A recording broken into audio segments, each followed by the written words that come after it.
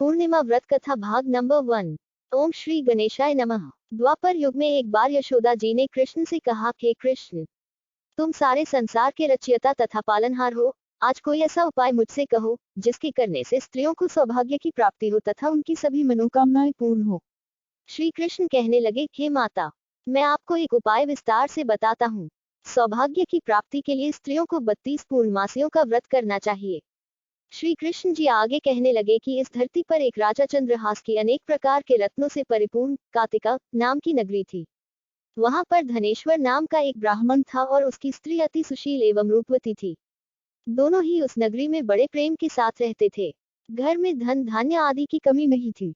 उनको केवल एक दुख था कि उनके कोई संतान नहीं थी। इस कारण वे अत्यंत दुखी रहते थे। एक समय एक तपस्वी उस नगरी में आया। वह तपस्वी उस ब्राह्मण के घर को छोड़कर अन्य सब घरों से भिक्षा लेकर भोजन किया करता था।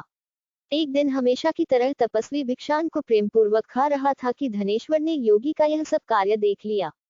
धनेश्वर योगी से बोला, महात्मन, आप सब घरों से भिक्षा लेते हैं परंतु मेरे घर की भिक्षा कभी भी नहीं लेते, इसका कारण क्या है? योगी ने कहा कि निसंतान के घर की भीख पतितों के अन्न के तुल्य होती है और जो पतितों का अन्न खाता है वह भी पतित हो जाता है। चूंकि तुम निसंतान हो अतः पतित हो जाने के भय से मैं तुम्हारे घर की भिक्षा नहीं लेता हूँ। धनेश्वर यह बात सुनकर अपने मन में बहुत दुखी हुआ और हाथ जोड़कर योगी के पैरों पर गिर पड़ा तथा कहने लगा, हे महाराज, यदि ऐसा है तो आप मुझको पुत्र प्राप्ति का उपाय बताइए। आप सर्वज्ञ हैं, मुझ पर अवश्य ही कृपा कीजिए। मैं पुत्र न होने के कारण अत्यंत दुखी हूँ। आप मेरे इस दुख का हरण करें, आप सामर्थ्यवान हैं।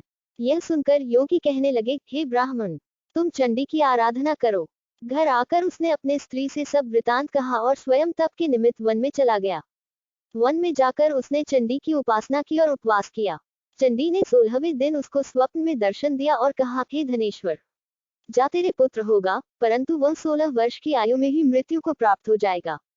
यदि तुम दोनों स्त्री पुरुष 32 पूर्णमासियों का व्रत विधि पूर्वक करोगे तो वह दीर्घायु होगा। प्रातःकाल आने पर इस स्थान के समीप ही तुम्हें एक आम का वृक्ष दिखाई देगा। उस पर चढ़कर एक फल तोड़कर शीघ्र अपने घर चले जाना, अपनी स्त्री को खिलाना। ऋतु स्नान के पश्चात वह स्वच्छ होकर श्री शंकर जी का ध्यान करके उस फल को खा लेगी। तब शंकर भगवान की कृपा से उसको गर्भ हो जाएगा।